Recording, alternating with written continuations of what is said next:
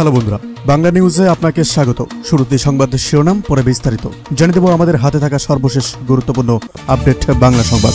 আলোচনা করব বিএনপিকে ধ্বংস করার জন্য বারবার ষড়যন্ত্র হয়েছে, যা বললেন এবার হাজী ইয়াসিন। আলোচনা করব একটি চক্র ৭১ ভুলিয়ে দেওয়ার চেষ্টা করছে, হুঁশিয়ারি দিলেন মির্জা ফখরুল।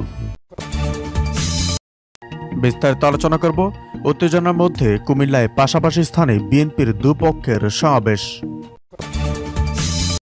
আলোচনা করব ১০০ বছরের গতিপথ ঠিক করে দিবে এবারের নির্বাচন, বলেন প্রধান উপদেষ্টা। বিস্তারিত আলোচনা করব বিএনপির দুপ্রার্থীর নেতাকর্মীদের নিয়ে সমঝোতা বৈঠক রয়েছে, বিস্তারিত আলোচনা। বিস্তারিত আলোচনা করব দলগুলো সহযোগিতা ছাড়া সুষ্ঠু নির্বাচন সম্ভব নয়, এবার ঘোষণা করলেন সংলাপে সিসি। আলোচনা করব আগামী ৩ থেকে ৪ কার্য দিবসের মধ্যে গণভোট আইন, যা বললেন আসিফ নজরুল। আপনাদের জানিয়ে দিব নির্বাচনকালীন সঠিক তথ্য প্রবাহ নিশ্চিতে শান্তিপূর্ণ পরিবেশ রক্ষা জরুরি, জানালেন ফায়েজ আহমেদ তৈয়ব। আপনাদের জানিয়ে দিব শেখ হাসিনার রায় ঘিরে বিচারক ও প্রসিকিউটরদের হত্যার হুমকি, বললেন যুবক এবার গ্রেপ্তার। আর রয়েছে তৃণমূল নেতাকর্মীদের ঐক্যবদ্ধ হয়ে কাজ করার আহ্বান এবার সেলিমুজ্জামানের। সর্বশেষ আপডেট পাওয়া যাচ্ছে আওয়ামী লীগ নেতার কবর জিয়ারত করলেন এবার ধানের শীষের প্রার্থী। বিস্তারিত আলোচনা করব প্রধান উপদেষ্টাকে বিএনপির ধন্যবাদ জানাচ্ছে, জানুন বিস্তারিত। আলোচনা করব আয়না ঘরে নির্যাতনের বিষয়ে জানতেন না, এবার দাবি হাসিনার। বিস্তারিত আলোচনা করব আমার নির্বাচনী এলাকায় কোনো মাদক সেবী দেখতে চায় না, হুঁশিয়ারি করলেন বাবর। আপনাদের জানিয়ে দেব সুষ্ঠু ও গ্রহণযোগ্য নির্বাচনের জন্য সেনাবাহিনীর পূর্ণ ম্যাজিস্ট্রেসি ক্ষমতা প্রয়োজন। নির্বাচনী এলাকায় কোনো মাদক সেবী দেখতে চায় না, বললেন বাবর। গত কয়েক বছরে মদন মোহনগঞ্জ ও খালিয়াজুড়িতে মাদক ও জুয়ায় ভরে গেছে। আমি আমার নির্বাচনী এলাকায় কোনো মাদক ও মাদক সেবী দেখতে চাই না। মাদকের সঙ্গে জড়িত ব্যক্তিদের ধরবেন, বাঁধবেন, কিছু উত্তম মাধ্যম দিয়ে পুলিশে দিয়ে দেবেন। এর জন্য যদি কেউ তদবির করে তাকে আগে ধরে তার বিরুদ্ধে ব্যবস্থা নেবেন। রোববার নিজ নির্বাচনী এলাকায় বিভিন্ন গ্রামে ও শিক্ষা প্রতিষ্ঠানে তারেক রহমান ঘোষিত ৩১ দফা বাস্তবায়নে লিফলেট বিতরণকালে নেত্রকোনা ৪ আসনে বিএনপির মনোনীত ধানের শীর্ষে প্রতীকের প্রার্থী সাবেক স্বরাষ্ট্রমন্ত্রী ও বিএনপি নেতা লুৎফুজ্জামান বাবর এসব কথা বলেন। লুৎফুজ্জামান বাবর বলেন, একটি পরিবারের একজন মাদকে জড়িয়ে গেলে পুরো পরিবারটি ধ্বংস হয়ে যায়, সংসারে অশান্তি ও বিশৃঙ্খলা লেগে যায়, নানা অপরাধের সঙ্গে জড়িয়ে পড়ে যুব সমাজ ধ্বংস হয়ে যায়। আপনারা সবাই মিলে মাদক ও জুয়ার বিরুদ্ধে ব্যবস্থা নিন, আর কোনো রকম সমস্যা হলে আমাকে সরাসরি জানাবেন, আমি আপনাদের সঙ্গে আছি। তিনি বলেন, অতীতে কি হয়েছে তা নিয়ে কিছু বলতে চাই না, আমাদের বর্তমান প্রজন্মকে কিভাবে ভালো রাখা যায় আমি সে রাত। এদিকে দলগুলোর সহযোগিতা ছাড়া সুষ্ঠু নির্বাচন সম্ভব নয়, সংলাপে সিসি। সুষ্ঠু নির্বাচন আয়োজনে রাজনৈতিক দলগুলোর সহযোগিতা চাইলেন প্রধান উপদেষ্টা বা প্রধান নির্বাচন কমিশনার সিসি এএমএম নাসিরউদ্দিন। তিনি বলেছেন, এই সহযোগিতা না পেলে সুষ্ঠু নির্বাচন আয়োজন সম্ভবপর হবে না।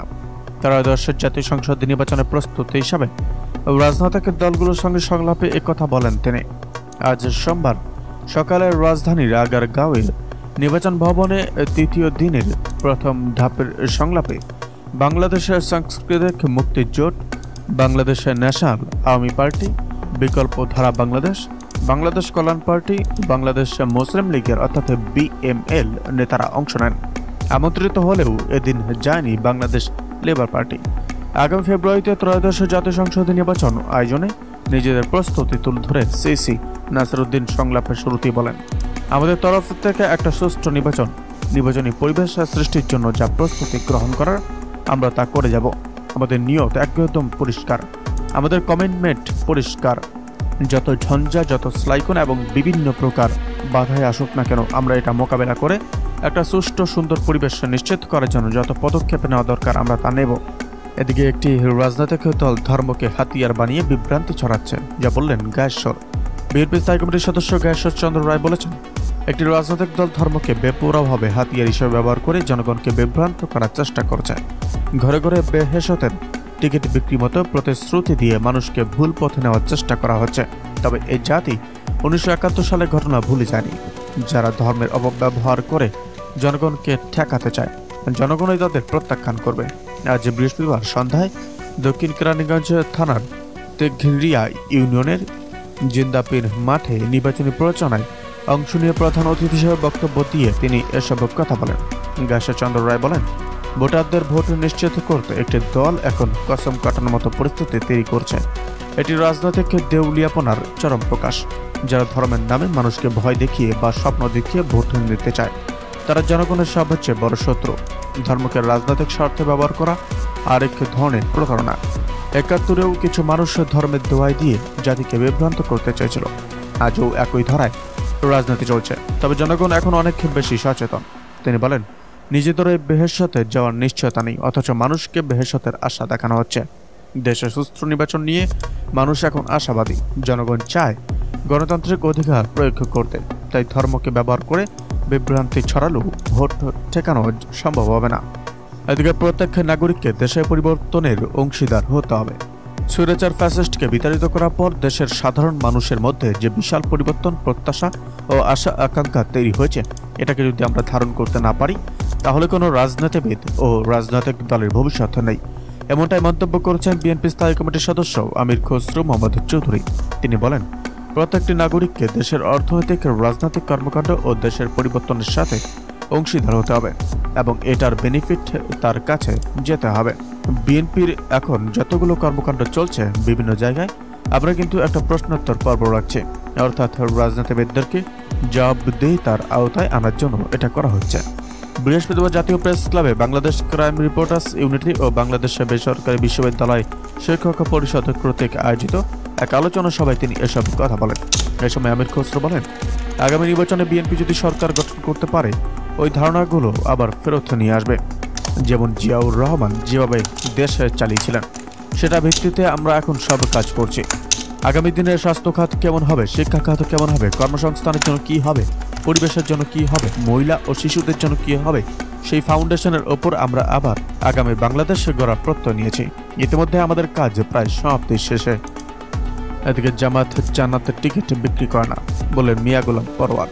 বাংলাদেশের জামাতে ইসলামের সেক্রেটারি জেনারেল ও সাবেক সংসদ সদস্য মিয়া গোলাম পরোয়ার বলেছেন, জামায়াত কখনো মানুষের কাছে জান্নাতের টিকিট বিক্রি করে না। আল্লাহ আমাদের সঠিক পথ দেখার জন্য পবিত্র কোরআন নাজিল করেছেন। কোরআনে বলা হয়েছে কোন কাজ করা উচিত এবং কোন কাজ বর্জন করতে হবে। আমরা শুধু মানুষের সামনে সেই বিষয়গুলো তুলে ধরি। কোরআনের জ্ঞান না থাকার কারণে বিরোধীরা এমন ভুল ধারণা